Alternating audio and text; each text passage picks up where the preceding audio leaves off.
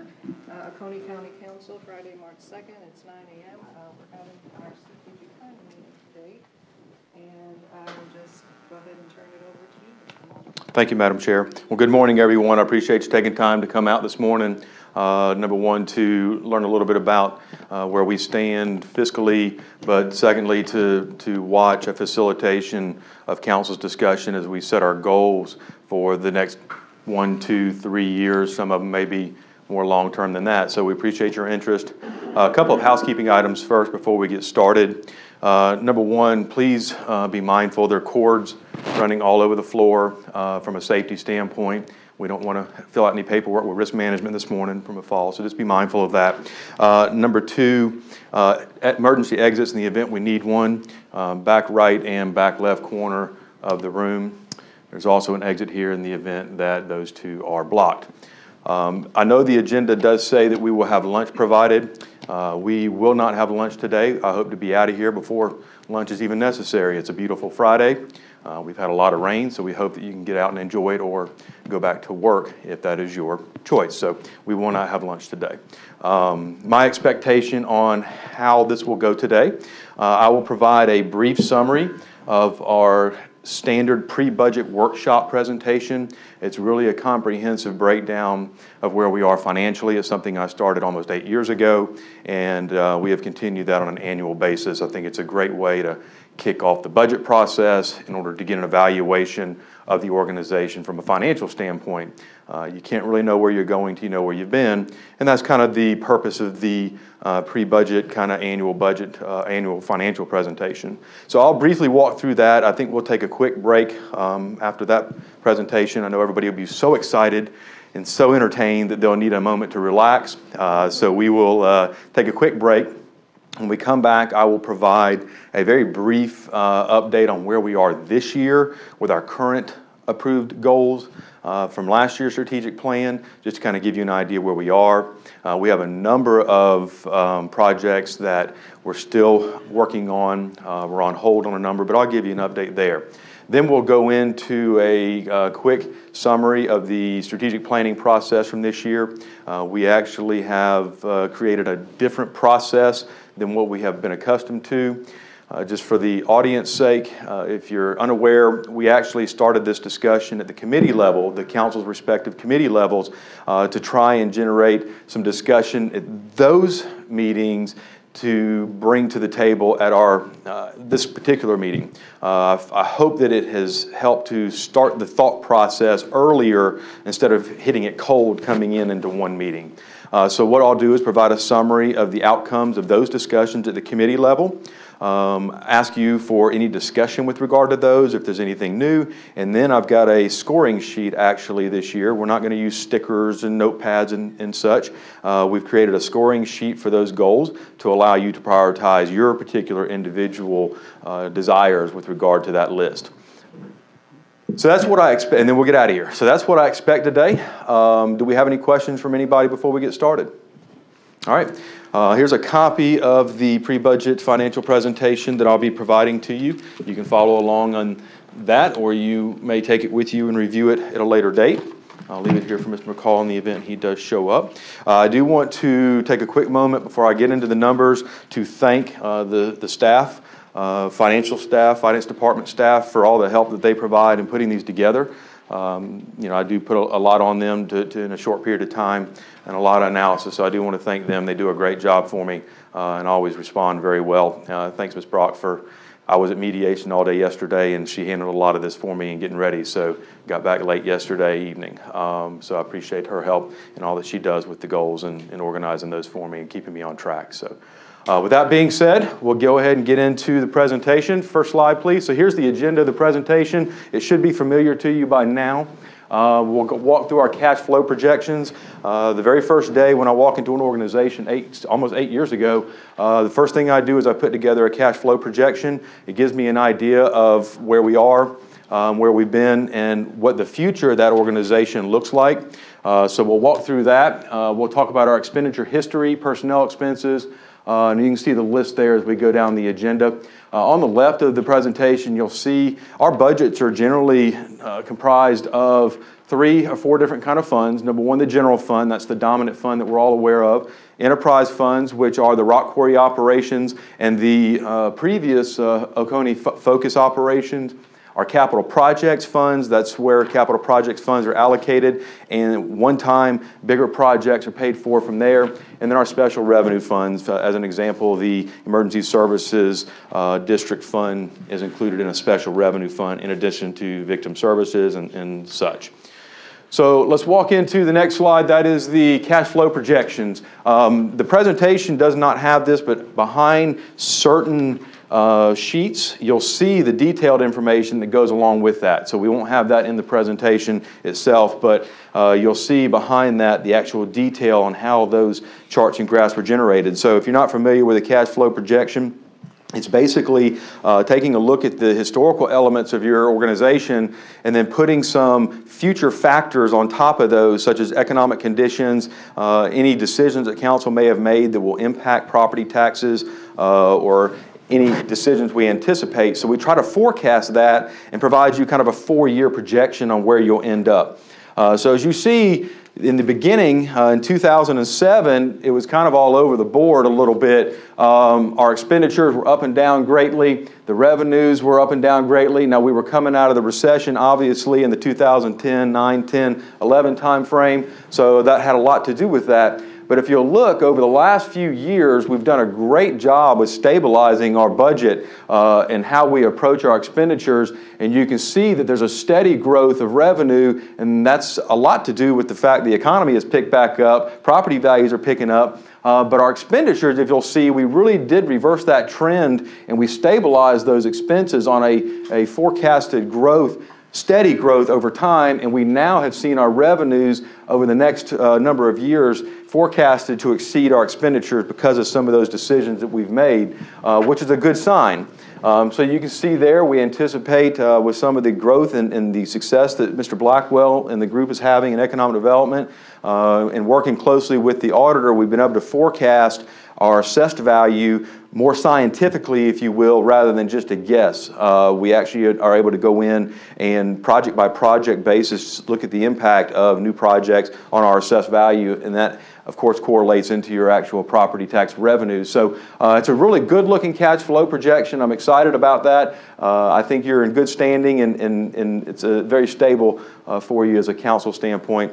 Again, the detailed information on that chart is behind that in your printed version of the presentation, and it is a lot of numbers, but if you take it year by year and line by line, it's fairly easy to read.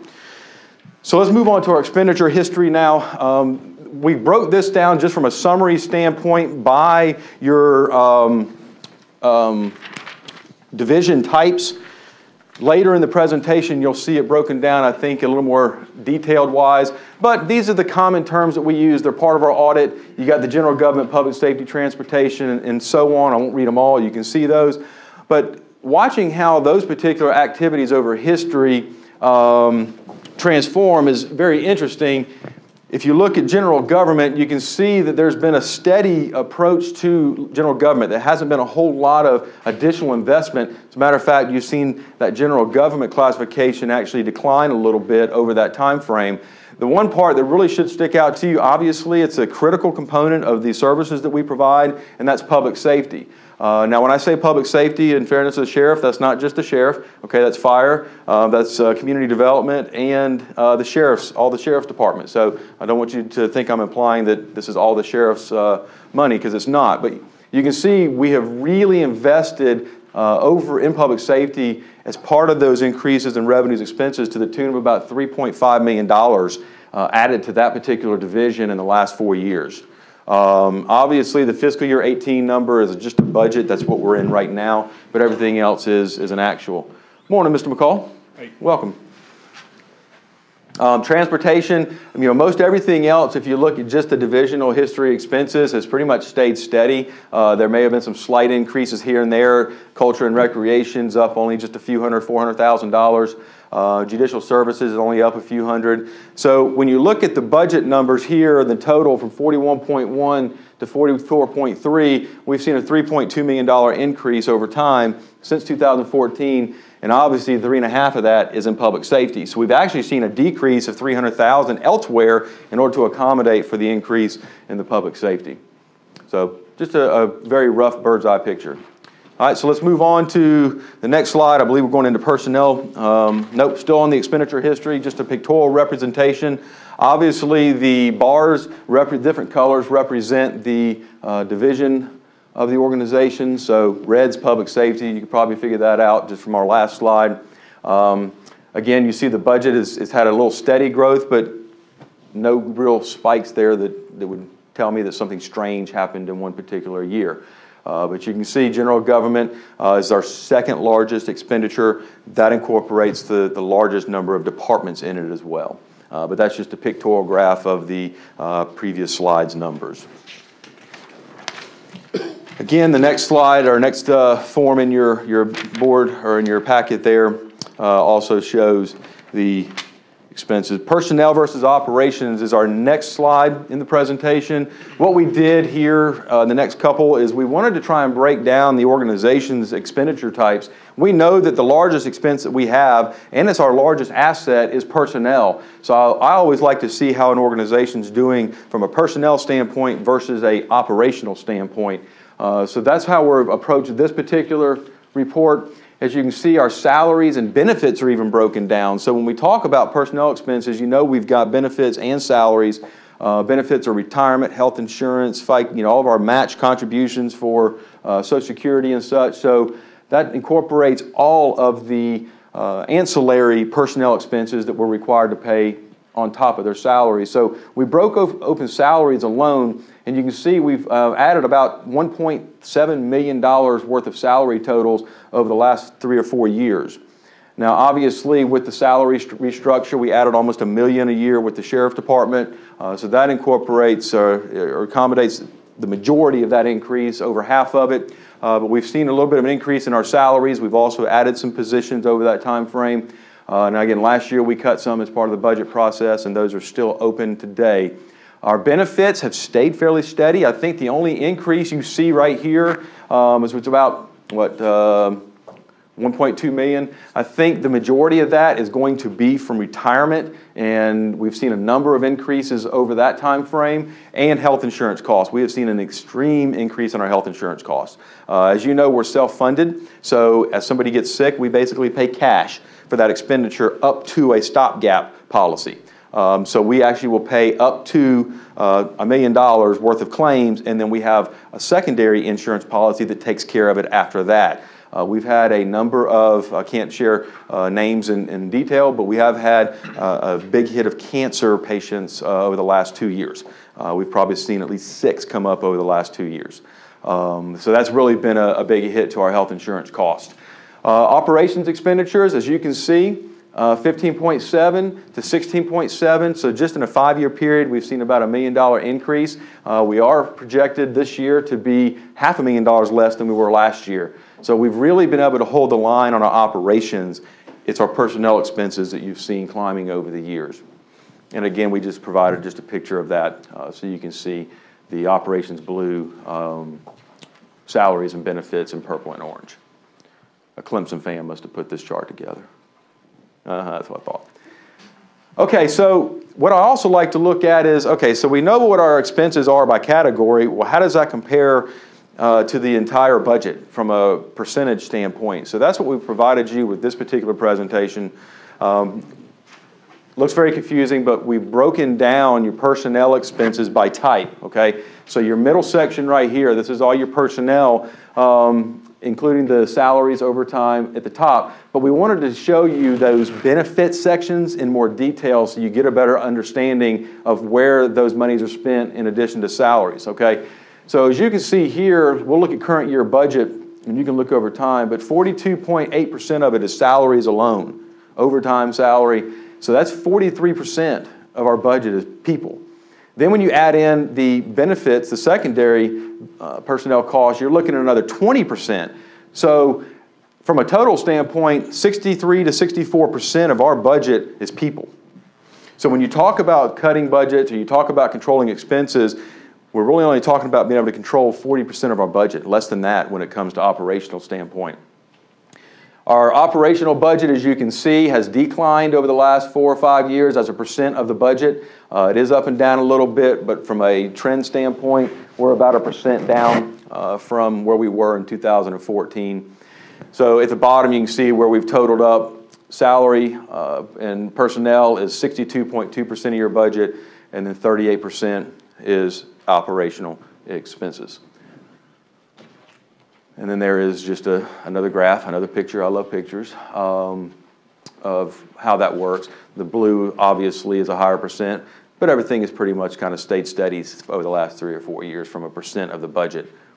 So as the budget has increased, the personnel expenses have increased with it. It still accommodates or occupies a certain percentage of that budget, and it has stayed steady.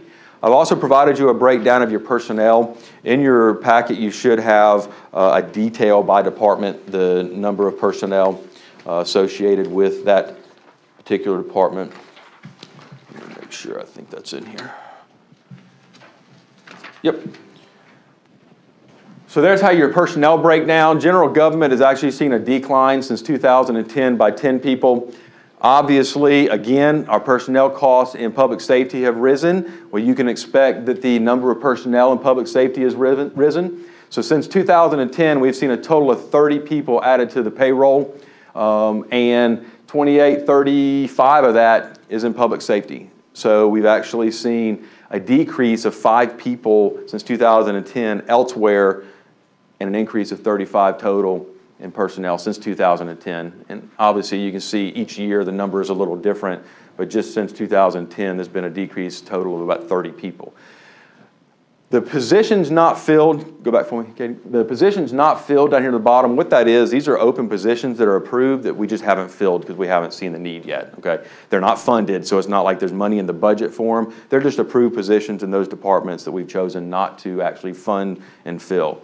It also may be we have some absences in that department. You know, sheriff's got usually 1 or 2 absences going most of the time just because he's got such a large department. So there may be 1 or 2 in there that would be included in the overall budget number, but that's what that is. And you can see the chart there over time. We saw a big hit from fiscal year 15 to 16. And obviously you can go up and look.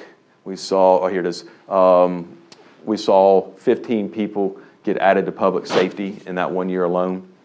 Now, I bet we can all guess there was 11 of those straight to the detention center as a result of the new detention center and the staffing study. So when we say we added 15, 11 of those were in one department.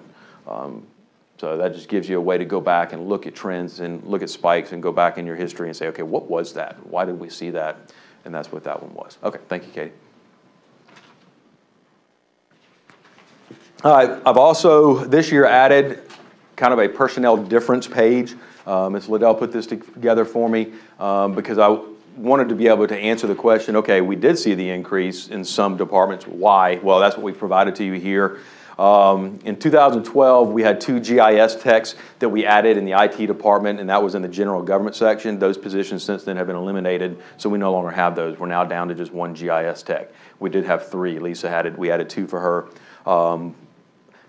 I love Lisa, but she wanted to be able to do it herself. She's one of those people like me that like to be able to control it, so she didn't see the need when they left to fill them because she loves doing it. So we don't have those positions right now. We added 10 in the public safety department in 2012.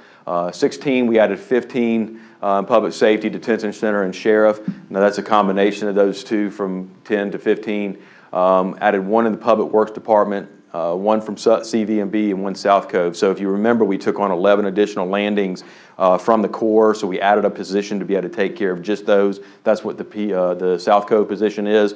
And then the CVB, if you remember, we took on Charlotte and Ken. They reimbursed us for those expenses, and that's what those positions are in the South Cove PRT department budgets.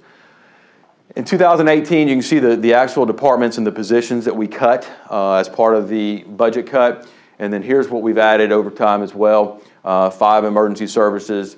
We got 3 new in the solicitor, but if you remember, that was their overage funds that they're reimbursing us for those last year or this year. So we've got 3 new in the solicitor. We've also got 3 new school resource officers that the school district is reimbursing us for as part of the response to the need for additional officers, and then 1 in the IT department, and that was a consolidation of 1 position coming from the broadband lease. So we had 3 there, and we absorbed 1, and the other 2 positions were eliminated and went with the broadband project. So that just gives you a breakdown of the actual page before that shows where the increases were.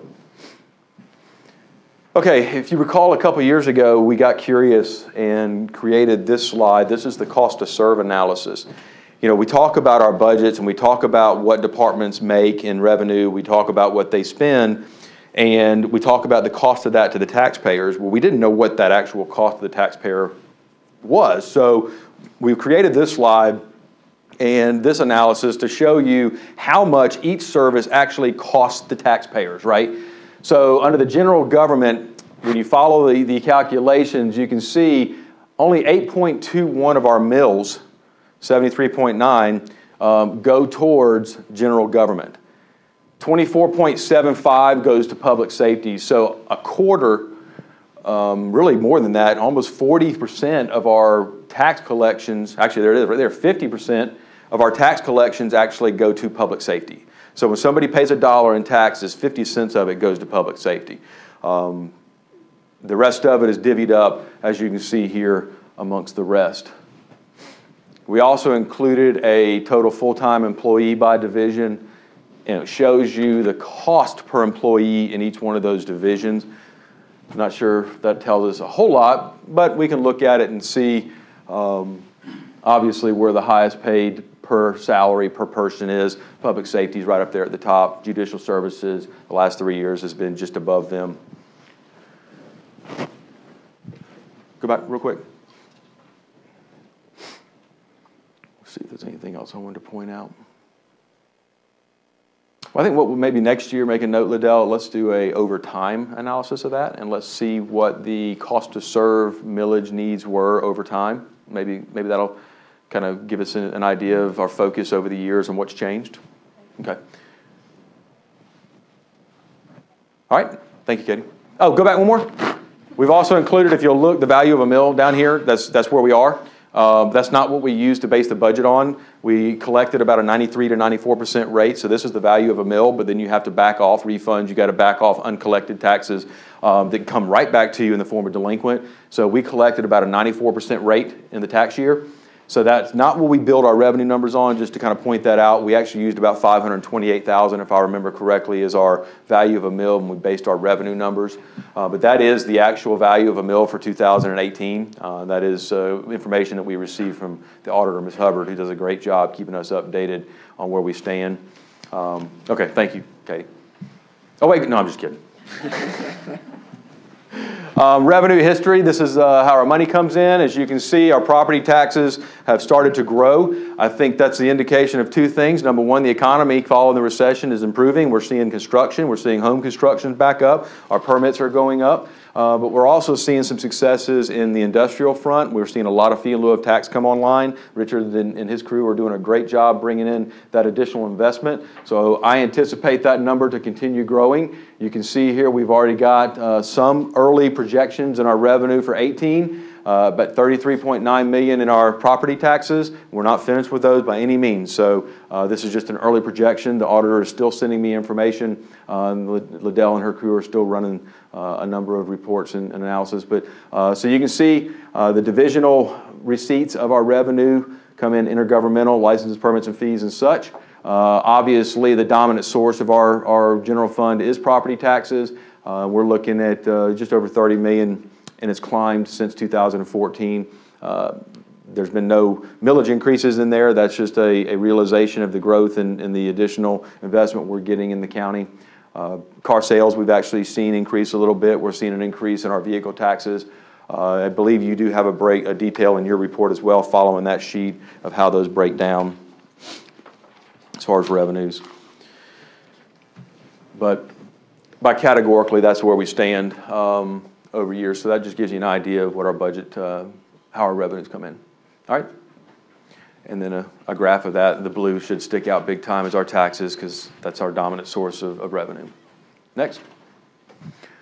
All right, just a quick little analysis of our millage rate trends.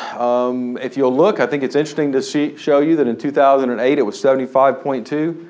In 2018 it's 73.9. So we're actually operating on lower taxes today than we were almost 10 years ago. So we've seen it go up and down. So obviously in 10 we realized a higher assessed, when we reassessed, a higher assessed value. So we decreased it and rolled that back. Then we rolled it back again in 2011.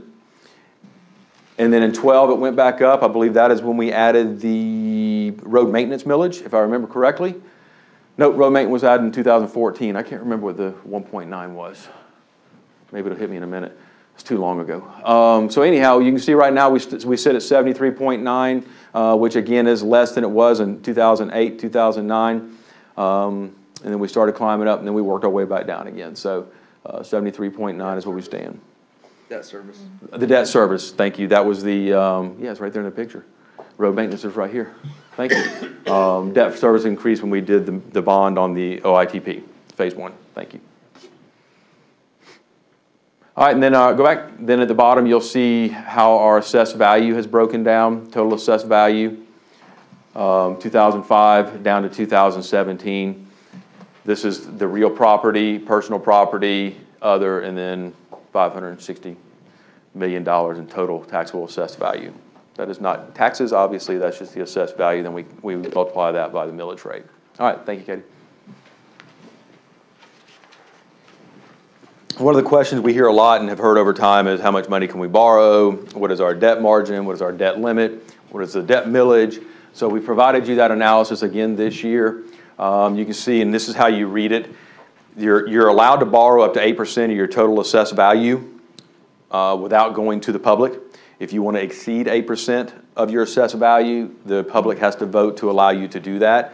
So our assessed value trend, you can see here. So every year we've calculated what is 8% of that assessed value. So our legal ability to borrow up to $38 million, $41 million, $40, $43. So as of 2017, council could borrow up to $44 million without public approval. So what we've done is we've got our net debt applicable to that limit. So this was our outstanding debt. You can see in 2010 we had $4.8 million. In 2011 we jumped to $20 million. That's the detention center bond. Obviously we borrowed $16 million roughly to build the detention center. Be glad you're not in Pickens. They're looking at $30 million. Yay! So we did it for less. So 38 million, 41, and then our borrows. So you can see here we haven't issued a whole lot of debt. In 12 and 13 we went up a little bit. And then we started working our way back down again, and then we went and issued the $4 million for phase 2 this year. That's why we've jumped back up to $14.4 million. So we haven't really issued a lot of new debt over this time period. The 3 that we actually issued were detention center and then developing OITP in phases 1 and phases 2. So with all that said, we still right now have about $30 million worth of borrowing capacity that council could borrow without public opinion. At this point, I haven't heard or seen any discussion regarding issuing any debt for any of those projects at this point, because obviously just because you can borrow it doesn't mean you have the sufficient millage there to make the payments. You'd have to adjust that when the payments come in. But we also gave you the total net debt applicable to that as a percentage. So you can see we have a fairly decent percentage of our net debt applicable to the total margin. So we've got about 78% left that we can borrow of that 8% assessed value.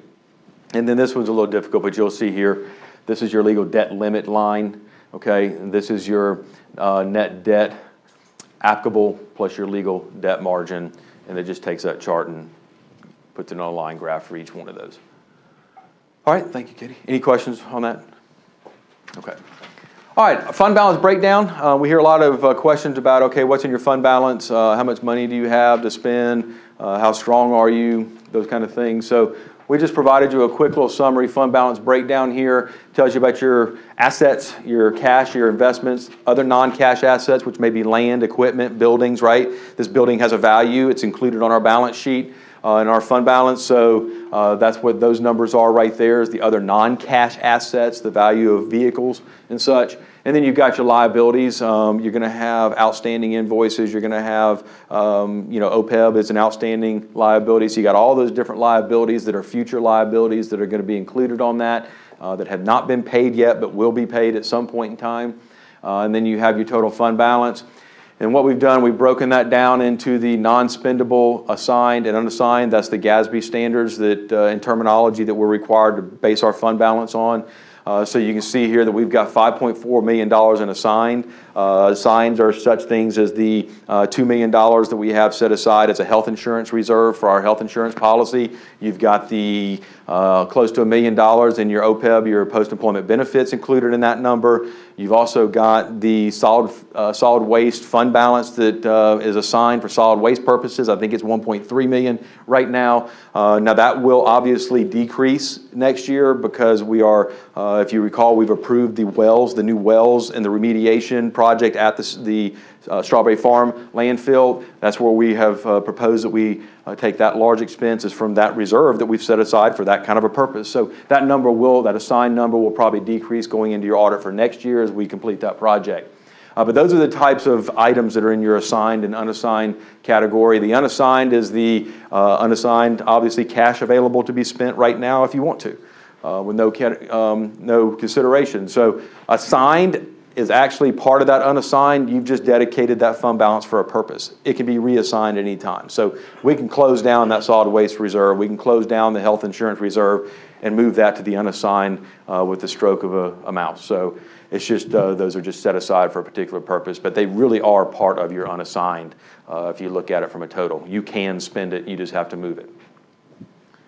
And then we gave you the other ancillary funds, capital projects, economic development. Capital projects fund, that's a fund that we just set up. So if we appropriate funds for a capital project, we actually move them over there and administer them from that fund. And then they roll over if the project isn't completed by the end of the fiscal year. Anything that's in the general fund, years ago we used to roll over and let them spend it the next year. No, we don't do that anymore. We changed that about 5 or 6 years ago. So that's why if it's a capital project that we fund them and it's going to take a little bit more than a year, we'll move it over to capital projects and we'll roll it over into the next year from there. Economic Development Fund, one thing to point out, it looks like they have a very large fund balance, but I want you to look, they've actually got a $5.9 million non-cash asset. That's your industrial parks and the land value associated with the industrial parks. So, when we look at economic development, if we go to the bottom line, it looks like we got $8.2 million we can go out and start building product with. We don't, because $5.9 million of that value is stuff that we've already built. Okay, so when you look at the actual cash value and investments, that's how much we have. So just want to point that out. And then obviously you can look at the other government as well. And those are all your other non-major funds combined. So our total fund balance is $42.2 million, and this shows you how that's broken down. All right, thank you, Katie. All right, and then we've done a more detailed analysis of what you just saw in a summary form. So we've actually broken your assets down, some of the things that I told you you're about to see, but we've also showed how that has developed over time. So you can see in 2012, our total assets were about 27.6. We're actually a little higher in assets at 27.7 right now. So we're $100,000 more. So we've kind of stayed steady. Our investments have gone up and down, but what you have to look at is the cash and cash equivalents also. So what that is at June 30th, we had cash in the bank, but we also had cash and investments in the state and other sources where the treasurer reports those. So you really have to combine the top two lines there to get an idea of your total cash value, because it's broken down into where the money was, cash and cash equivalents, and then investments in some type of long or short-term investment policy. You can see, here's where I talk about things that are out and haven't come in. Your taxes receivable, there's taxes that are still due and coming in. So we've listed the value of that. It's not cash to us yet, but it's still a value to us. And you can see one of the other things that I want to point out, the advances to other funds right here. That's your focus. Remember, we know we have some outstanding money that's due back over time from that. That is an asset to us, but it's just not in hand. So we show it as a future asset, as an advancement coming back to us on our asset list. But then we also have the outstanding liability on the opposite side. Assets have to equal liabilities, right? So we show that payout as a liability on the other side as well. All right, next. Liabilities, again, you can see how that breaks down by detail. Your advances to other funds, as I told you, there it is right there. That is a outstanding liability. We've paid it out, but then we're also going to be getting it back, so it shows up on both sections of your balance sheet. You're assigned, so if you remember, there's your solid waste reserve. It's actually 1.6, I said 1.3. Healthcare reserve, there's your $2 million we've got set aside as a safety net, if you will. So if we have a year where we have a significant expense or a number of them, like we're actually experiencing right now, we know we've got $2 million set aside in a reserve category to handle those expenses, because right now it would just hit our budget and we'd have to find a way to pay for it in that particular year. So we've got that set aside. As you can see, we've seen it hit a little bit as we've seen some of our higher healthcare costs over the last few years. So we haven't had to raise the budget any in order to pay for those. So we've seen that reserve actually decrease a little bit over time. Another thing I'll point out right here, $300,000 for your transportation grant. That's the CAT bus expansion. That's the match portion on the new buses with the grant that we just received. So we've already got that set aside. Here's your OPEB reserve. So you can see right here, we've got about $1.2 million we've set aside as part of our post-employment benefits.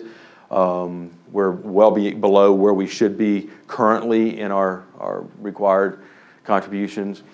And then this subsequent year's budget, those are expenses that are outstanding from the prior year budget that we have to incorporate at the end of the year. So we'll see those. And then your unassigned right here. So if you look at combining all of those numbers, that's really the available cash you have to spend. And you can see our fund balance is up and down a little bit, but pretty much stayed steady in the mid-20s. I know it was a lot. Any questions on the fund balance policy? Yeah, on the other side, you're using the $6 million to offset the on the balance sheet, right? No, sir. No, sir. That is our, let's call that our net worth, so to speak. That's our cash that we have just sitting there with nothing to do with it. That's just unassigned money sitting in the bank. But you used it on the balance sheet to balance the budget. No, sir. No, sir. Last year we actually showed what we were going to add to that number. No, we've used it over time, right? So we've used our fund balance in budgets over time to balance the budget, but not all of it. So if you go forward one more. Okay, so as you can see here, over time, we've seen it decline from 7.9, 7.9, 7.6, 5.7 to 6. We've used some of it to balance the budget with over the last number of years, but we're not using it to balance the budget, if you will, all of it. I'm not sure if I understand your question. Yeah, you answered it. Okay. But yes, that is where we would get money to balance the budget. So if we, let's say next year we need $500,000 to balance the budget, and we say, well, let's just use fund balance, that's where that $500,000 would come from, right there. Okay. I was trying to figure out some way of funding fire. That's all right. Hang with me. We might be able to do that. Hang with me. I'm still working on it. Okay. Thanks. This number, go back one more, this number is way lower than we should be, to be honest with you. Our fund balance policy says that should be $10 million. Now we're going to start climbing back up, but that number, according to our fund balance policy, should be $10 million. Okay? Actually, it might be a little higher now that our budget has grown because it's a percentage of our prior year's general fund budget. So it may be more like $10.5 million right now, but it's going to start climbing. We'll start seeing the focus payments come in, and then after the final balloon payment, that number will be well above the policy, but we'll see it starting to climb back up. I actually would argue that if you combined the assigned numbers with your unassigned numbers, that puts us in our policy, because really those are unassigned, those are available funds. We just have them set aside for a particular purpose, but they are available to us in a crutch if we need them. We could take that healthcare reserve down to $100,000 if we wanted to. So I would say really, if you combined all of those into the unassigned number, it puts us right at the policy. So I'm not concerned about it, but it does say that our unassigned should be at $10 million. But we've got a plan to put it back in place. But okay, go ahead, Katie. All right, our capital projects funds, our major ones, economic development, bridges and culverts, and then our general fund. If you remember, we've got separate millage set aside for these particular funds. General fund, bridge and culverts is 2.1, right? 2.1 for bridges and culverts? No, 1 mil.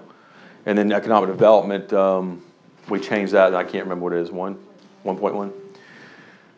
So there's your capital projects funds next. And here's how economic development breaks down.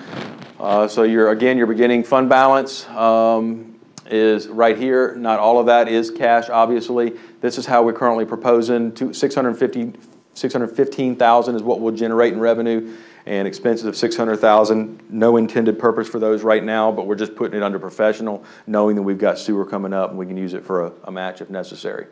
Hopefully we'll get that grant in March, and that'll be our portion of our match, right, Ms. Sharon? Why are you laughing? You know we're gonna get it. We're going to get it, please think. Positive. We'll get it. She's just laughing because she knows how much work she's got to do. So anyhow, there's the Economic Development Fund. I think there's a more detailed breakdown in your documents. We'll move on.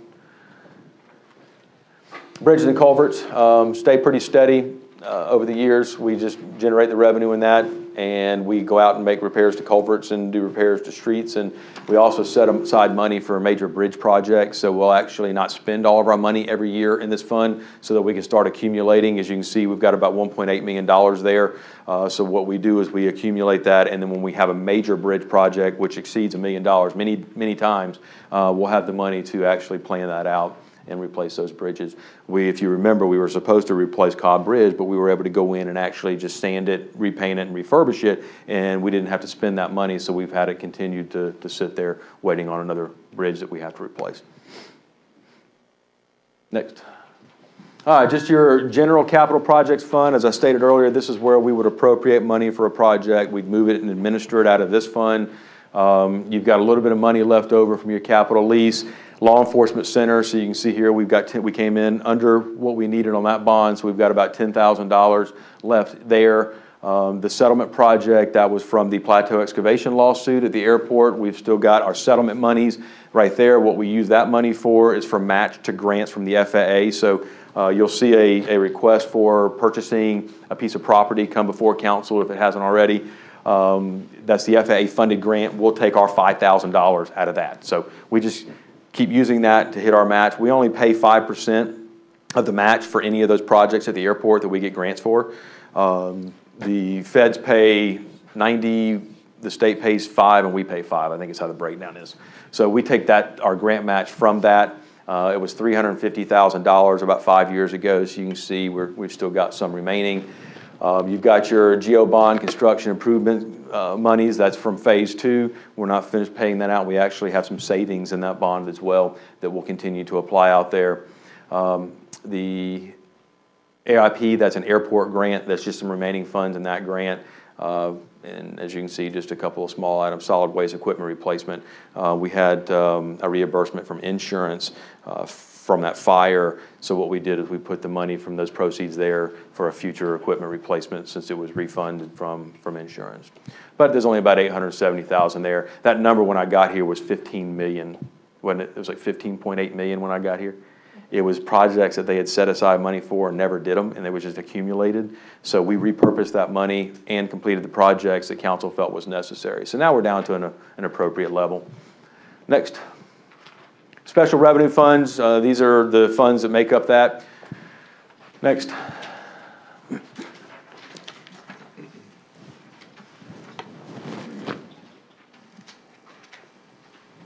Emergency Services Fund, we've added this one this year. You can see we've got about a $482,000 fund balance sitting there. So in your thought, how can we fund fire? Maybe we can use that fund balance.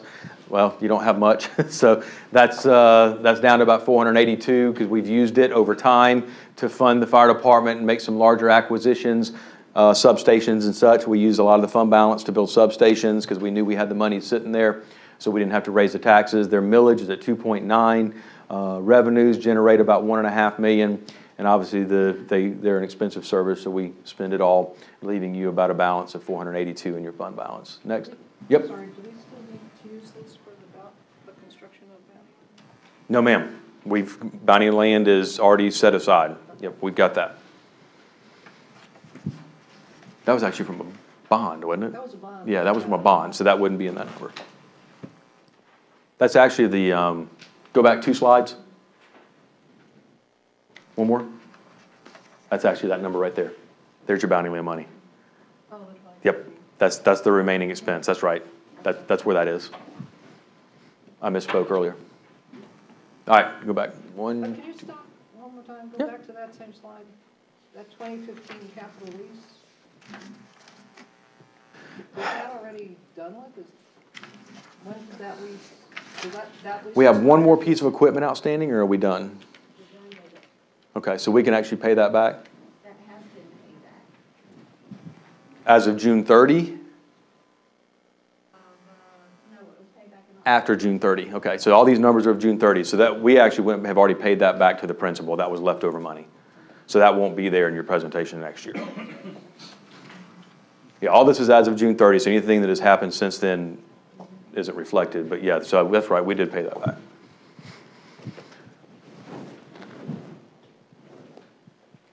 Uh, 911 fund, these are the surcharge percentages you pay on cell phone bills and your home telephone number. At the very bottom, you'll see that those government charges. That's where that comes from. Those monies are collected and then distributed back to the 911 centers, and they are limited in their eligible expenses. They've got certain things that they can spend it on. They can't spend it on operations. It's got to go towards equipment replacement, consoles, things that are going to benefit directly 911. We can't use it for our countywide radio system. It's got to be specific to those eligible expenses. So we've used a little bit of it last year. I think we bought the software last year or something. What did we? Software. We did an upgrade on one console for Connect Fire. That's right. The software was a couple $100,000, if I remember, 240 or something like that. So anyhow, that's why we saw a little bit of a decrease in our fund balance there, because we did implement those upgrades. Our expenses, you can see we've got a little heavy the last couple of years if we've replaced those, but I think we've pretty much settled in right there. All right, next. Tri-County Tech, point out to you real quick, and we'll move on to 2.1. If you remember, we moved some of the millage over from economic development and other sources, debt millage and such, in order to increase that to accommodate the Pendleton campus bond payment that we're paying to them. So that's one of the items I wanted to pull out. And if you remember, a couple years ago, we moved $700,000 over to the general fund to help that particular year balance the budget. So that's reflected there as well. And this is our current fund balance ending in our Tri-County Tech College Fund. With the payment to Tri-County plus the operations, it's about a $1.5 million expense. All right, next. Road Maintenance Fund, we started that again back in 2013-14 timeframe. This is how we actually do gravel projects, pothole repairs, just normal drainage maintenance that we get calls on from the public all the time. So that's just not a very exciting fund, so we'll move on. Okay, sorry, road department, it's not exciting.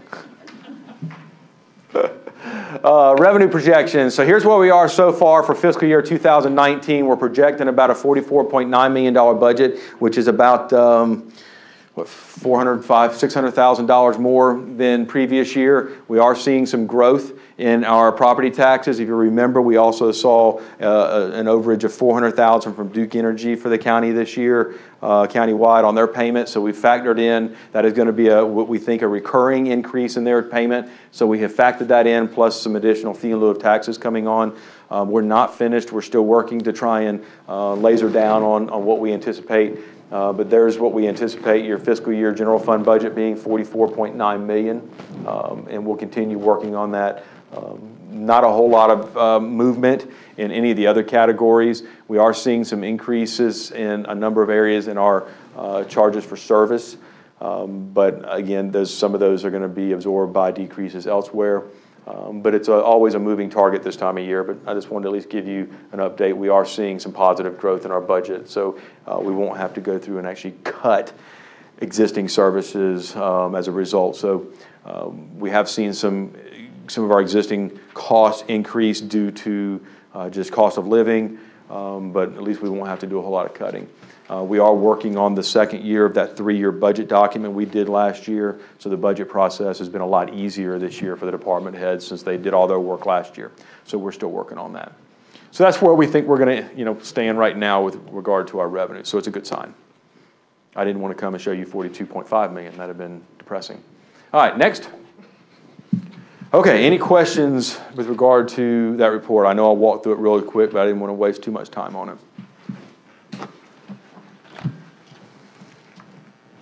Okay. Ms. Kamick, I'll be glad to open it up to anybody in the audience as well. We've got just a couple more minutes before we're planning to break. Anybody in the audience having questions? Any of the press? Scott, as you know, in recent years, there has been a lot of debate among the council about whether taxes should be increased or impact fees applied. Considering the bright picture that you paint for the next year or so, you believe that tax increases and impact fees are not needed? Well, it depends, right? It depends on what additional expenses we add. These numbers aren't based on the addition of increases to fire. You heard them say the other night they wanted $750,000, right?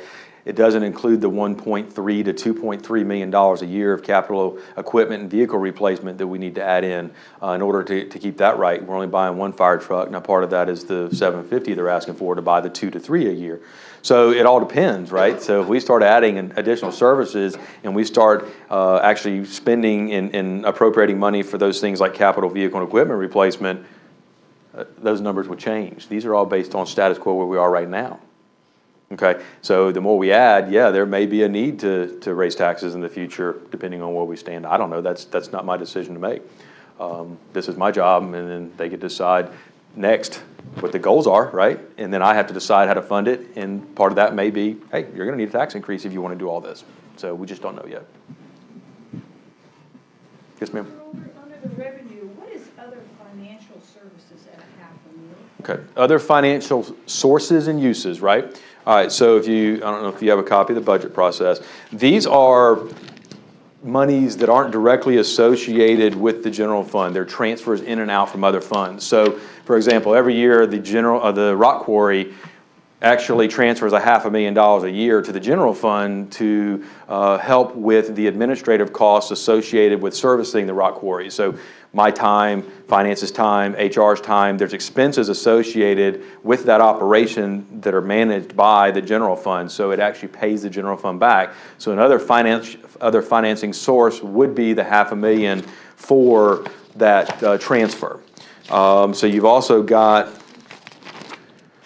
transfers in from accommodations tax. There's $25,000 a year that from state accommodations tax that gets transferred in the rock quarry. You've got last year we had transfer from the debt service, transfer from local accommodations tax of $165,000. We also put our sale of capital assets there. So if we sell auction equipment, that's where we put the revenue that we get from those. You've got insurance recoveries and health plans. So every year we do get some reimbursement back on health insurance reimbursements. We put it there. So it's just other type of uses and sources. So sources would be transfers out, obviously, since sources was transferred in. The uses would be transfers out. Let me get to it real quick, and I'll give you a more detailed answer. So our uses is only $125,000 for this year. 30 of that is $30,000 going to the Victim Services Fund to help subsidize that operation, and then transfer to the Sheriff's Victim Services Fund of $95,000 because their revenues don't cover their total expense. The general fund transfers over, so that's another financing use. Any other questions? Norm, come on now. Don't let Dick beat you now. He had one.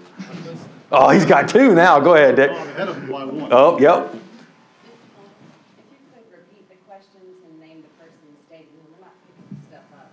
All right, Mr. Mangrum asked about, based on the forecasted numbers for the future, do I see a need for a tax increase in the future, I think is, or impact fees, as has been discussed. And then Ms. DeRitter asked, Sharon DeRitter asked about what is the other financing sources and uses on the budget.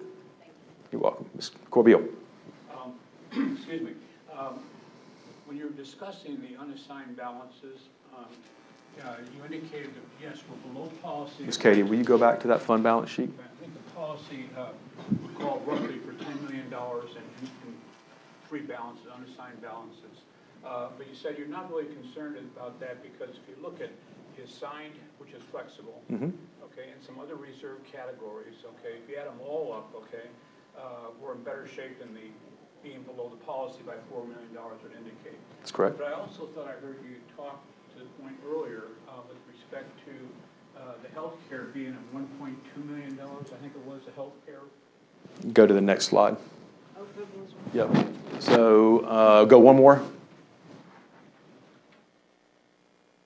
Okay, so OPEB reserve, 1.2 million right here. Yes, sir. Right, okay.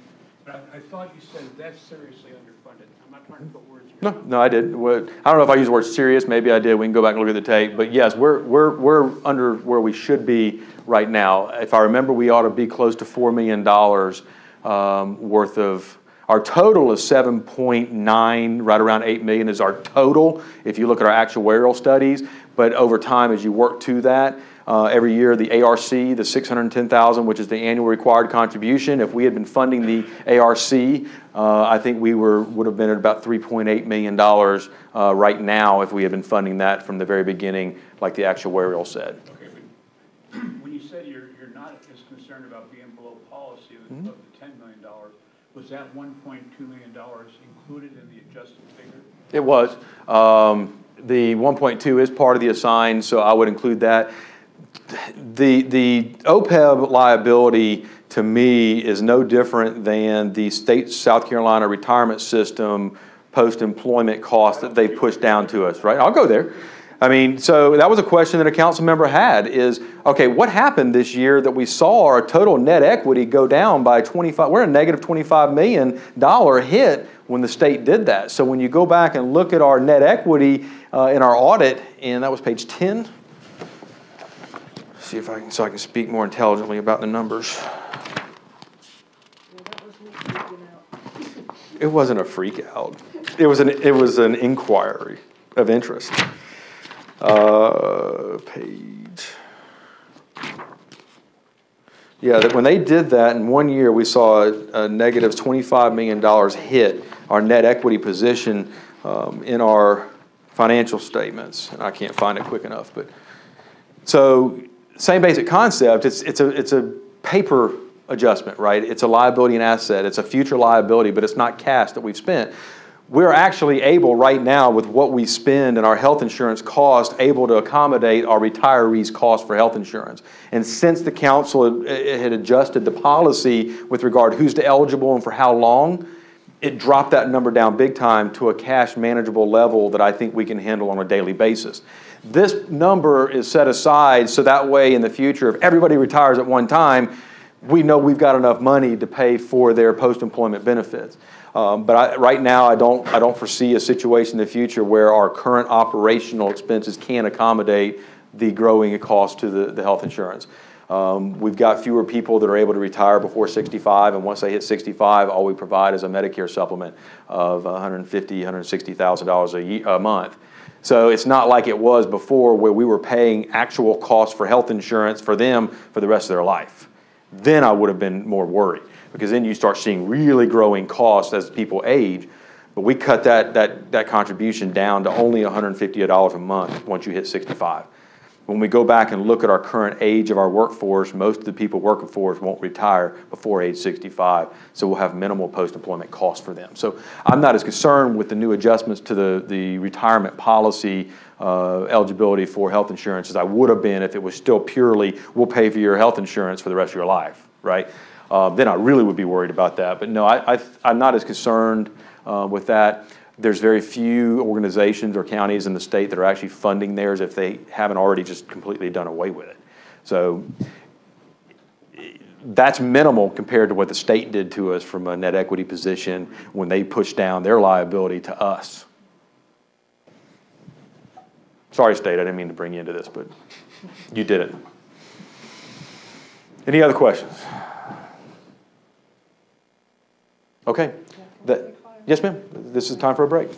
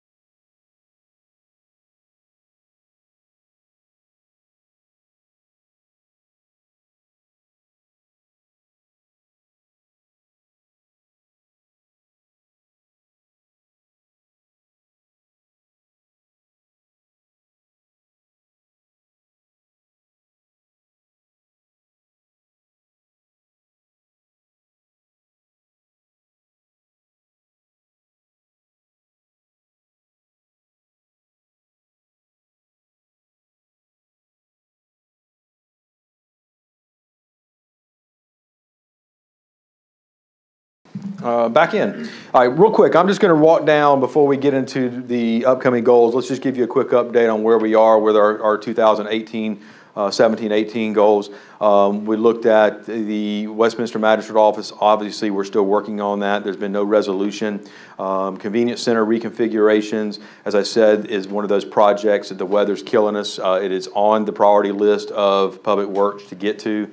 Ebenezer, I don't know the numbers, I won't call them by name. Ebenezer and Salem are our two priorities to jump on first, but we've got to wait till we get some of the other projects taken care of, like Golden Corner, before we can jump on those. And this weather has absolutely killed us. We've actually buttoned down, that's the next one, Golden Corner Roads Inspect Building. We've actually stabilized that site and moved off of it because every time we get moving, rain comes and we can't do much. But those are scheduled to be hopefully finished up by the end of the fiscal year.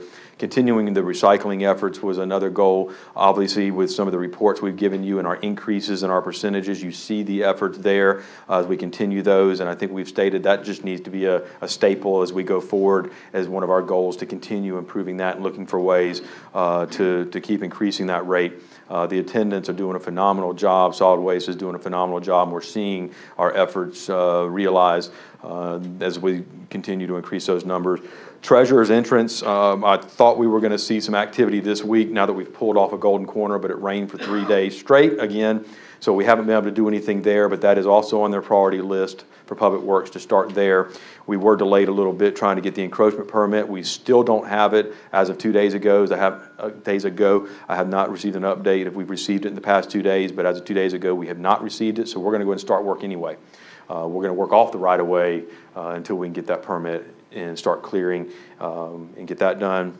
The car tax tag DMV process, we made some improvements there. I gave you a finalization report on that one, so I've marked that one off. The County Rec Task Force is an ongoing item right now, was one of the goals. We're continuing to work through that. We've got a lot more numbers now than we did before. The analysis is pretty much complete, showing the subsidization the cities make in regards to servicing the county residents based off numbers they gave us. So that's an ongoing item, should be wrapped up hopefully soon. The road ordinance, new subdivision or road standards, they're working on that now. It's been a little longer. Mr. Root's priorities have been adjusted weekly, it seems, as new things come up. We've had a couple of big issues lately that he set aside some of these other things to work on. We were gone all day yesterday as well, as I stated earlier. But that is in progress. The road approval and acceptance procedure, we went through and had a number of meetings, met with some stakeholders, set aside some projects, some processes, as well as some checklists to make it easier to communicate. So we've marked that one off, and we feel like we're seeing the benefits of those. We're still working with municipalities on their recycling. We are seeing some improvements there. When we put up the Westminster Recycling Center and the Walhalla Recycling Center, we're seeing some growing recycling numbers coming from the city, and we see them also refocusing their attention on trying to promote recycling. Inmate labor, I sent you a finalization report on that one. We've got a paid program in place. The sheriff's just having trouble finding inmates. The state has realized that their labor pool can be beneficial to them, so any decent trade people that they get in, they're actually using of their own at their own facilities, and they have stopped sentencing for non-major crimes like they used to because of overcrowding, if I remember correctly. So their pool of applicants, due to their overcrowding, all the people that you would want working in an inmate labor program are no longer being sentenced to jail. They're being released and paid a fine, and they go on. So most of the people they're putting in that you have access to now are violent criminals, and we just don't need those people working for us up here with freedoms that they would share. The county website was also listed. That's under development. I've seen the first draft of that. It looks really good. It's going to be very functional. It's going to be very service-oriented. It's going to be a lot of self-service. It's going to be laid out completely different to some of today's standards. Like I said, I've seen the first draft. Once he gets that to a more final product, we'll bring it in and do a demonstration for council as well and see if there's any input you may have on it as we try and close that out. So that one will be done. The capital vehicle and equipment plan, we updated that, modified it, and presented it to you, so that's finished. Pine Street Security, I've sent you an assessment report and a plan showing you particular cost estimates to that. It's in your hands at this point in time on whether or not we want to fund any of those in order to improve the security around here. The Trails Grant research, Ms. DeRitter and I have talked about, she's continuing to look as we focus in on that. Nothing has surfaced at this point in time that I'm aware of, but she has been given those instructions, is fast at it, trying to find anything there. Restructuring, cost to serve, a lot of that was part of the 15 people last year as we tried to do some service consolidations. We've also looked at school district and city service consolidations in order to share resources. The issue we have there is it's not going to save us any money. The reason why is if we take over a service and consolidate, say, vehicle maintenance in our department, and then they take over facility maintenance, we're going to absorb new expenses that they had, and they're going to absorb new expenses that we had. So it's really a net zero gain, if any, associated with those. But we're still looking at opportunities, even if we do finance and procurement, and we're just trading services, it's not going to be a gain for either one of us. But we're still working to look for ideas there. Let's see what's my convenience center recycling. I think that's the majority of them from this year. So as best I can tell, about 85% of what you guys identified last year and for this year will be accomplished in a short time frame, especially once this weather starts to get better for us. That's a coffee maker. I'm sitting here, what is that? It's a coffee maker. So some of the projects, the Heritage Farm driveway is complete. Village Creek, we've got, I don't have Public Works here. I think we still have to pave when the weather gets better, the driveway. Bounty Land, the weather's killed us, and the encroachment permit. As I stated earlier, we're going to go ahead and start laying that bank back anyway and work towards getting our encroachment so we can start there. Golden Corners Road and Spec, I've already updated the treasurer's entrance. Man Convenience Center or Recycling Center upgrades I've already done. We had an ADA accessibility issue over at the DSS building. The State Department came in, looked at it. We've got to make some repairs to the parking area, so that's another project, but it wasn't part of your goals, but just to update you there. And then the Seneca Creek Landing is one we received a grant. It's a project we're working on and engineering is underway. But so that's kind of where we are real quickly, I know, with the current year goals. Again, I only see 2 or 3 of those really that, Pine Street Security, Trails Grant Research. We can get the grant research done, but we won't have the money to match or apply for the grant yet. But most of which will be accomplished here in the upcoming 2, 3, 4 months before the end of the fiscal year. So I'm excited about those. Again, once the weather breaks, Rick Martin's about to go crazy trying to get these things done because he just can't stay on one project long enough. Okay, so that's just an update. Any questions on where we are with the current year? Okay, so let's, as I said earlier, we kind of modified how we implemented our goal setting process this year. So what I'll do before I turn it over to you, Madam Chair, for discussion is let me give you a quick run through of what the different committees have actually presented as suggestions for goals. Real estate. Sorry, they're in here.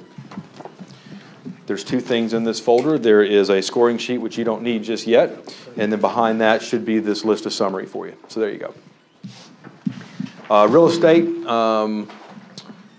the continuation of trying to find a permanent location for the Westminster Magistrate was a project that they presented.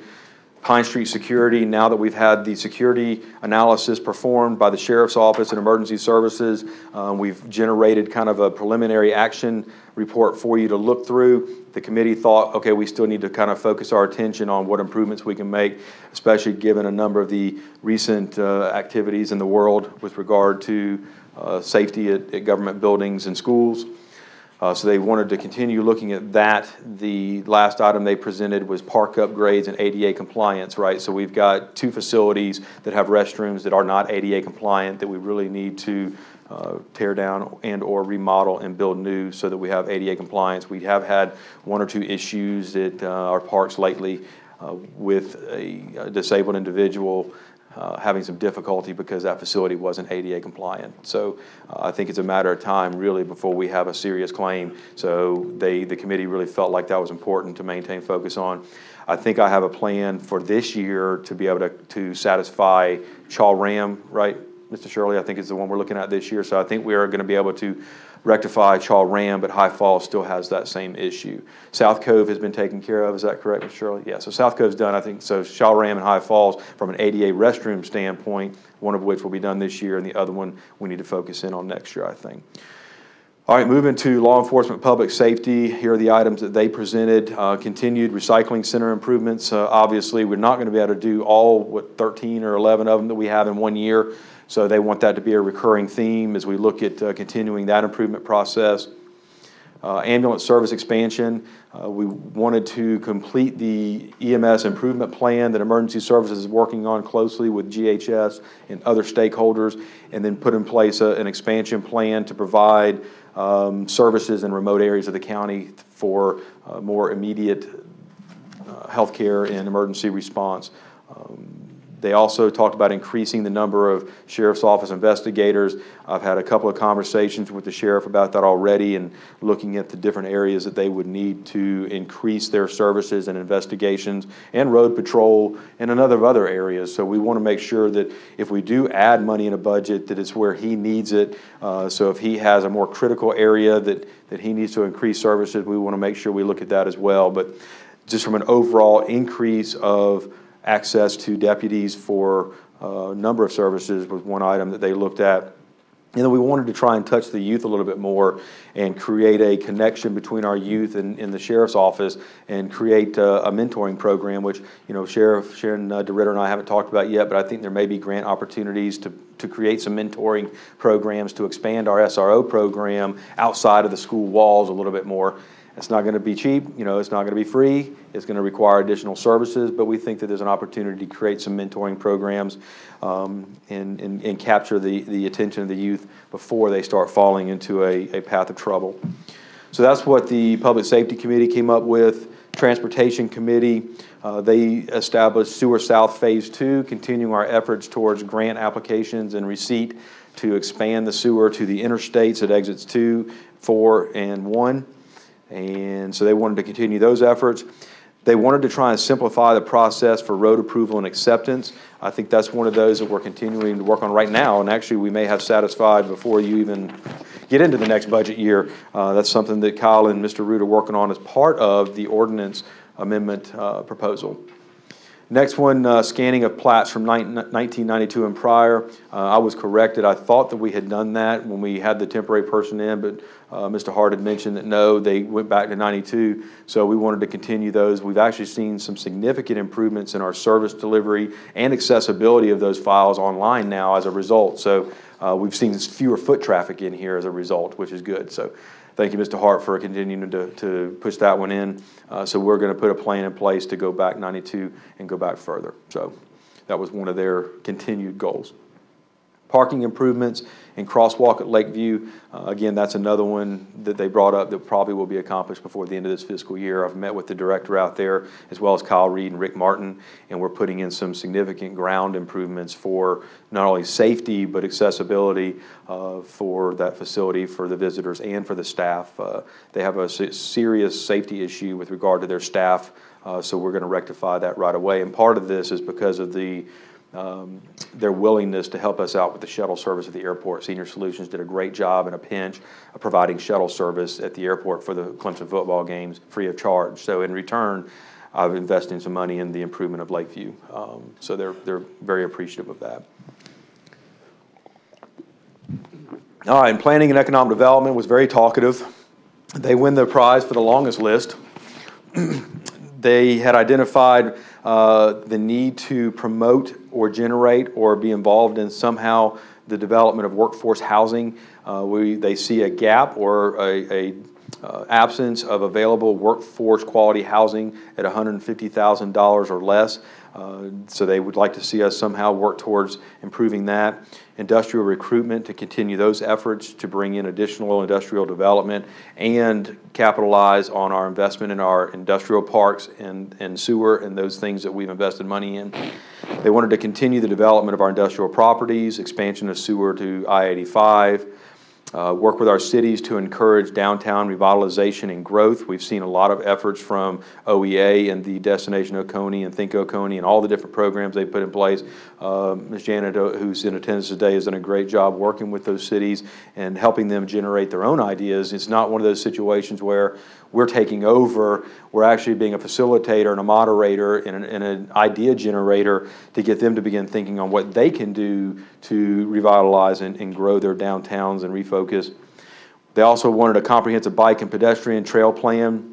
Wanted to look at how we can put in place a plan that can connect the Issaquena Trail, some of the other trails, and we used the Swamp Rabbit Trail over in Greenville as an example, not as our model, but just as an example of how do we connect our communities for pedestrian access, whether it be biking or running or walking or some type of trail system to increase not only the health of our community, but access to those type of amenities that a lot of the communities have and people want. They wanted to see us look into a technology incubator program, or a technology incubator, which could be a program with Clemson or other organizations to try and generate an incubation facility for technology type improvements in the community, in the world. We have a business incubator, the MLBDC, but this would be kind of something different that would focus in more technologically advanced practices. They also looked at continued replacement of the gateway signage. We've done the one on Highway 11 and the one on 123. They want to see us refocus back on replacing the gateway signage in our corridors. They also wanted us to look at putting in place a corridor plan for US Highway 123 to alleviate some of the traffic and safety issues that have been discussed many times at the council and committee level. I know that the Planning Commission has wanted to look at some consultant help, not only for that, but also the comp plan, if I remember correctly. They've sent a letter in, they want some assistance with hiring somebody to come in and help generate this overall rewrite of our comp plan. We're in our 5-year cycle where it's time to rewrite the whole thing. It's not just an update, so they've asked and sent a letter for assistance there, so I'll present that for you for discussion later. You had asked for the Planning Commission, Ag Advisory Board, and Rec Review Task Force to also submit some goals. Those are also included on here. They're not set as the priority. We kept the priorities specifically for county items, but we've included theirs that you can also discuss and include in your discussions for priority as well. But they are listed on the second page. Planning Commission, again, the comp plan update and the corridor planning were theirs. Ag Advisory Board, they want as much assistance for the farm center, roadside signage, and create post signs along corridors that speak about the economic impact of agriculture. The second one is create and execute marketing and public education campaigns that focus on agriculture. And then for themselves, they want to attend and present to you as a council more often about the impact of agriculture.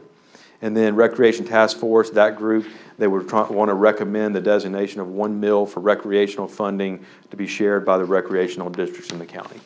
So that was a very quick run through and brief summary of the goals. Many of you were part of those discussions at the committee level, so you should be familiar in more detail about those discussions.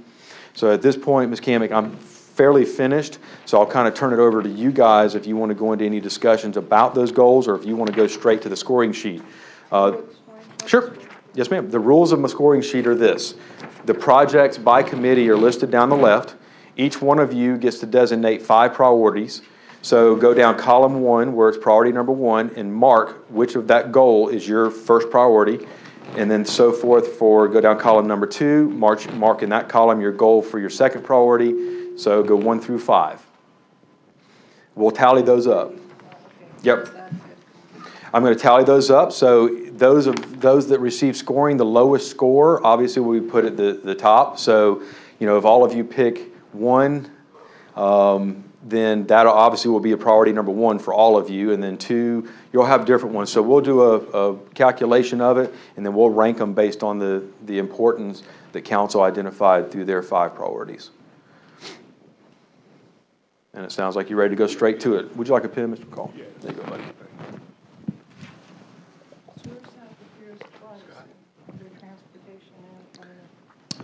Then you can make it priority 1 and 2. Or just pick 1.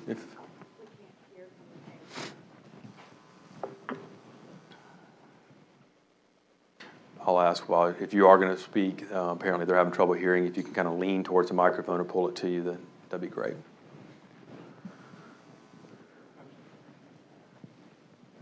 Like the first category under real estate, can you only have 3? So you 1, 2, 3, or can you double up? No, it's not by committee, it's total. So the whole list, you pick priority number 1.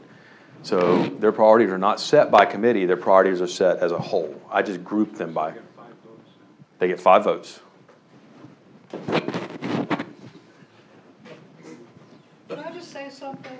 Absolutely. or, It's your meeting.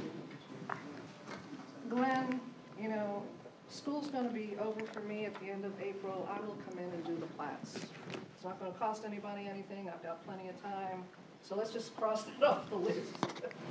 Okay? That's- What we ought to do, I just need somebody to show me what I need to do. we can do that. And we can actually set up a work schedule for all 5 of you. How about that? Got a total of 5 votes, right? Huh? Total of 5 votes, yep. Priority number 1 down that column, and then pick priority number 2. So But yes, I'm ma'am. Scanning the plats off. It'll be taken care of.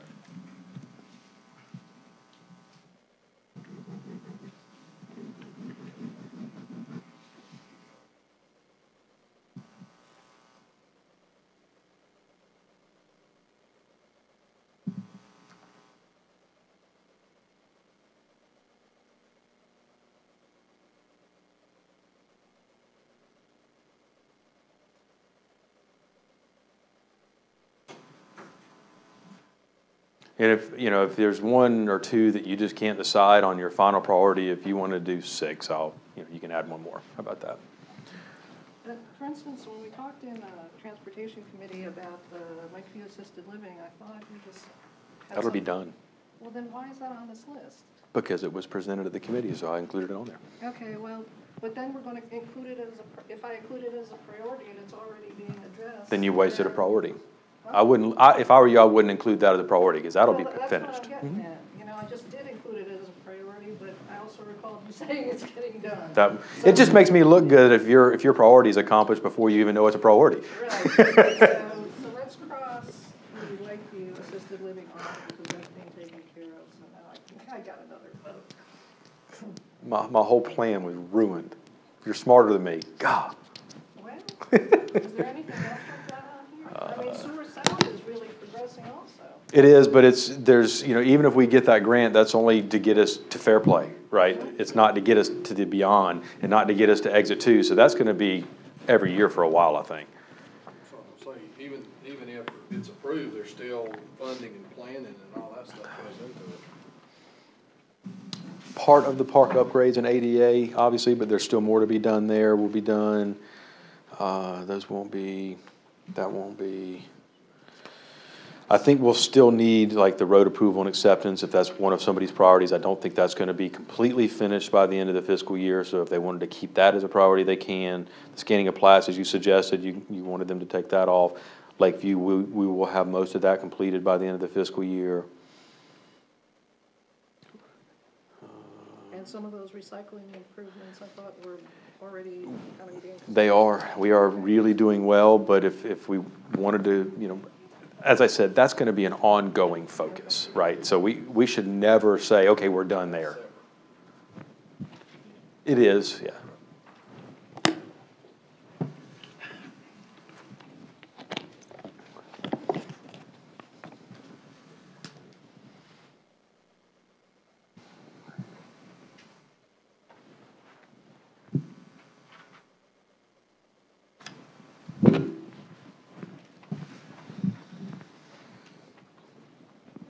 Are you marking priorities or marking them off?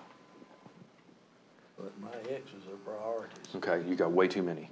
So, You said 5. well, you get 5 total. You get to pick 1 down this column. Oh, okay. Your second priority I thought it was column 5 down is each 1. column. No. You get 1, you get 5 total.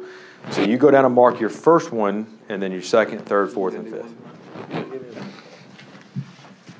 They're kind of messed up a little bit there.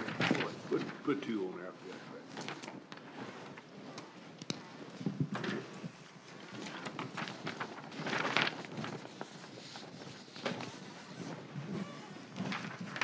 Thought you made it as simple as a BSEP test, didn't you? 1 out of 5, that was pretty good. I was doing the AT&T score sheet, 5 is good, 1 is.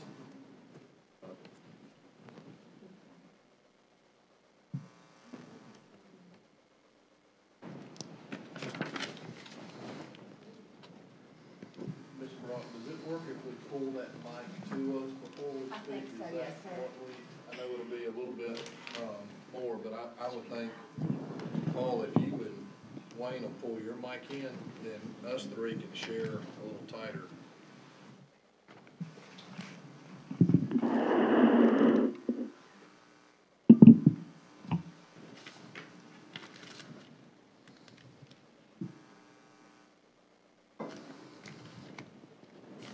One, two, three, four, five. Council 4.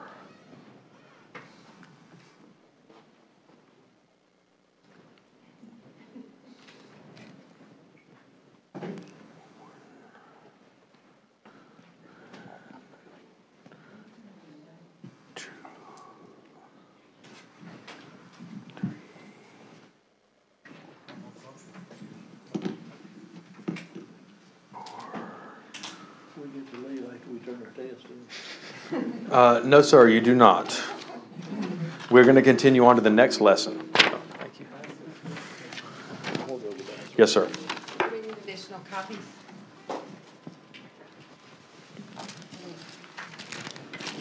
Okay. All right, it's in District 2. I didn't know. Property number 1.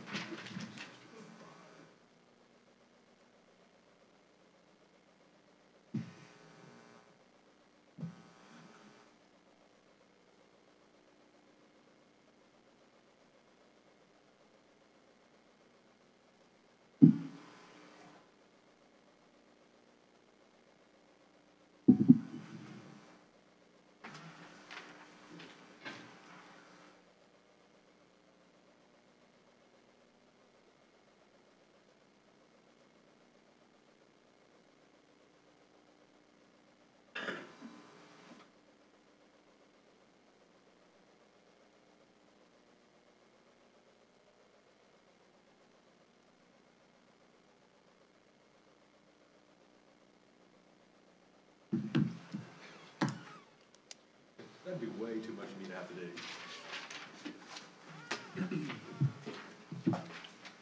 All right.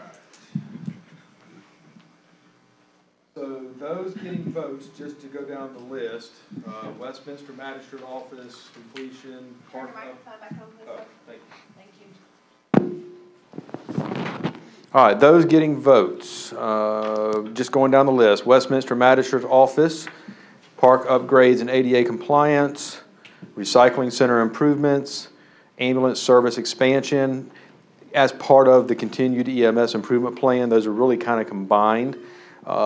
Increased number of investigators, expansion of youth activities, mentoring with the sheriff's office, sewer south expansion, simplified process for road approval, and workforce housing, industrial recruitment, expand sewer south of the interstate, work with cities to encourage downtown revitalization and growth, comprehensive bike pedestrian trails plan, technology incubator, and the corridor plan for Highway 123. All right, the one receiving the most number of votes is the Westminster Magistrate Office. The second number of votes, it looks like it's pretty much tied between between industrial recruitment, corridor plan for Highway 123, sewer south, recycling center improvements, and park upgrades and ADA compliance. So those were But industrial recruitment is not something, that's not Richard Blackwell's domain. I mean, what do we need to do with that? well, obviously we just need to continue keeping Mr. Blackwell happy and doing his job, Mr. Blackwell. Are we keeping you happy, sir? Yes, ma'am. All right. See, I've already accomplished another goal. I'm good. Will you read this to the second? Yeah, slowly. Yeah. All right, those tying for the second most votes is park upgrades and ADA compliance, recycling center improvements, sewer south, workforce housing, industrial recruitment, and corridor plan for Highway 123. And the rest of those that I read off earlier that received a vote, all received a vote from one of you, ranking it at some 1 through 5. All right, and And workforce housing, I'm not sure what our role is supposed to be in that. I think We wanna that, Create a construction company and go out and build? no, ma'am, I think it's working with, say, Habitat for Humanity or developers, or looking at like the Utica Mill presentation we heard. How do we go in and provide an environment and partnerships where others can come in and build that type of community? Right now, there's a large gap in that. If we're gonna continue recruiting industrial development, we need to provide housing for that type of workforce. And there seems to be a gap in that type of available housing. So what can we do to generate an environment that would encourage home builders or developers to build that type of house, I think is what they're looking for. Okay, and the answer to that is what could we do? I don't know yet.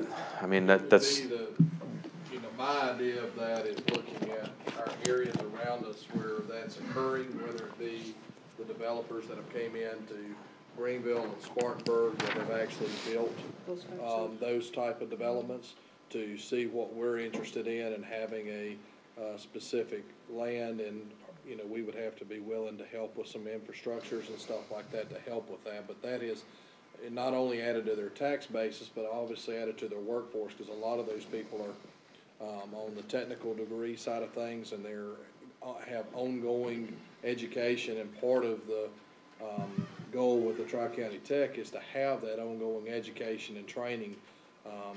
So not only are you bringing in new families, you're obviously bringing in vehicles and people that add and stay in the area as well. So part of my goal with something like that, you'd have to look at your other programs that you're trying to do, improve your lifestyles to try to have those people in here. And obviously they may buy a $130,000, $140,000 house now. Maybe they buy a $250,000 house after they go through our training and have the jobs that we're proposing that we're trying to recruit through industrial recruitment. And I think we need, if we do a impact fee, or if we're thinking about this, we ought to make a special provision for the people that build these type houses not to have to pay this impact fee. and those are type of strategies that you would look at to encourage and promote the satisfaction of that goal. So absolutely right. Nobody's first priority was the same. Nobody's second priority was the same. Nobody's third priority was the same. The fourth priority, only 2 of you had the same. And nobody's fifth priority was the same, Westminster Magistrate. Now, the Westminster Magistrate got a vote from every one of you. That's the only one that got a vote from everybody. We've all been in that business. Hopefully it's just a visitor. Here are the top priorities as voted on by each of you. And all of yours was different. The first, park upgrades and ADA compliance was somebody's 1. Increasing the number of investigators is somebody's number 1. The comprehensive bike pedestrian trails plan was somebody's number 1.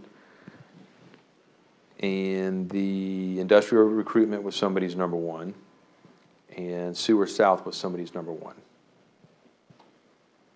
Number 2's sewer south, recycling improvements, corridor plan for Highway 1. And I'll do a report, so you don't have to worry about writing all these down.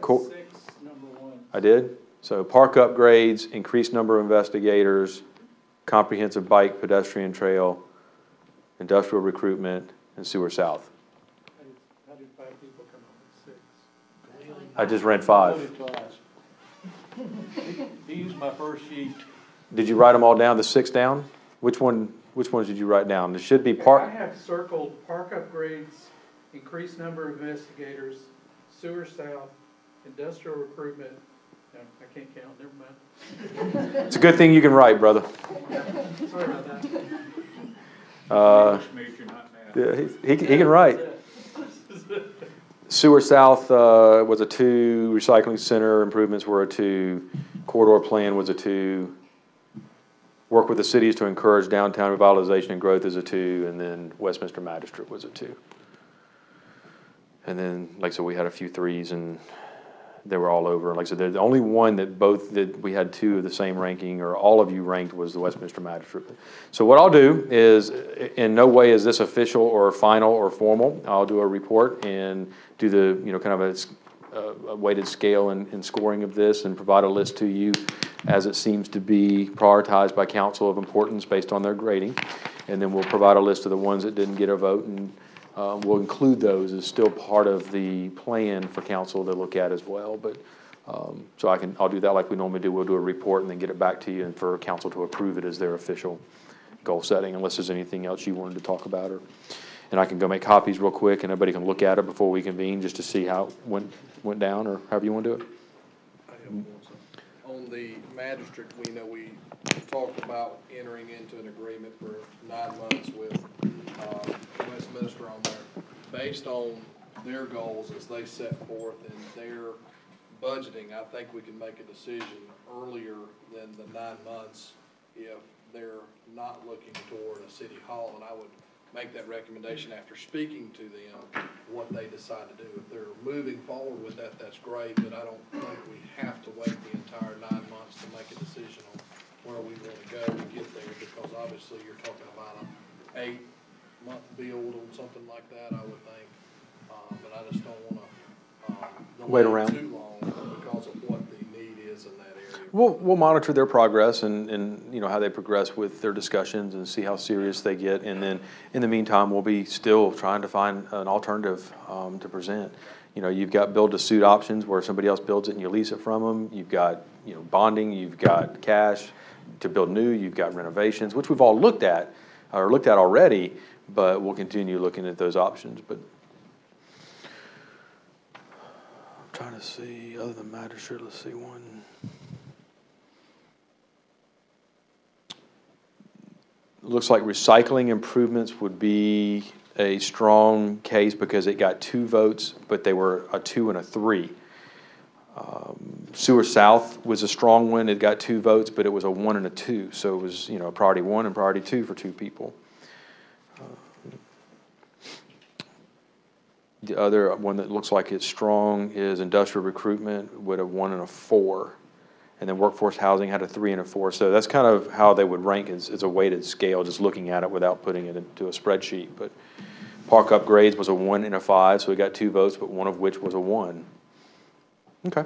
Well, we'll put together a weighted scale report and kind of prioritize those as they were evaluated, and we'll go from there.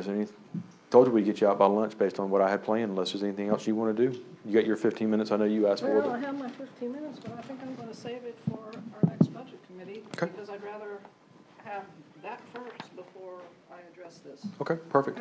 Sounds good. Well, I'm finished unless there's anything else council wants to do or look at or talk about on these.